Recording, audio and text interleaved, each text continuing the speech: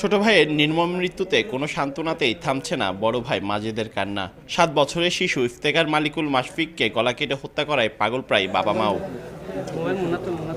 5 মাস আগে চট্টগ্রামের বোয়ালখালীর চরণদ্বীপ এলাকার আল্লামা শাহ ওসিয়র রহমান মাদ্রাসার হেফজখানায় মাশফিককে ভর্তি করানো হয়। শনিবার সকালে মাদ্রাসা থেকে সে পালিয়েছে বলে জানান এক শিক্ষক। খোঁজাখুঁজির এক পর্যায়ে মাদ্রাসার 2য় তলার স্টোর রুম থেকে শিশুটির লাশ দেখতে পান শিক্ষক শিক্ষার্থীরা। খবর পেয়ে ঘটনাস্থল থেকে মরদেহ উদ্ধার করে চট্টগ্রাম মেডিকেল কলেজ হাসপাতালের মর্গে পাঠায় পুলিশ। মাদ্রাসার শিক্ষকদের গোপন কিছু দেখে ফেলায় তাকে খুন করা হয়েছে বলে অভিযোগ স্বজনদের। মাদ্রাসার শিক্ষকরা প্রায় শিক্ষার্থীদের নির্যাতন করে বলে অভিযোগ স্বজন ও এলাকাবাসীর। মানে মাদ্রাসার যাতে ঘটনা নিশ্চয় মাদ্রাসার উজুরল মানে কি জড়িতই আছে। পড়া না পারলে তো মারার একটা সিস্টেম আছে, এমনভাবে মারছে এদিক এদিক, এইখানে ভিতরে ভিতরে ফাড়ি ফেলেছে। পুরো পৃথিবীর বাংলাদেশের এরকম জঘন্য ঘটনা আর দেখি নাই। এটা আমরা সুষ্ঠু বিচার চাই, আসামি যে হোক না কেন তার ফাঁসি চাই আমরা। তদন্ত করে জড়িতদের বিরুদ্ধে আইনগত ব্যবস্থা নেওয়া হবে বলে জানিয়েছে পুলিশ।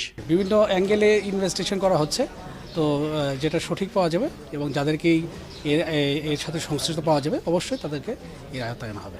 আল্লামা শাহ ওসিয়র রহমান মাদ্রাসায় 45 জন শিক্ষার্থী রয়েছে। পার্থপ্রতিম বিশ্বাস, সময় সংবাদ, চট্টগ্রাম।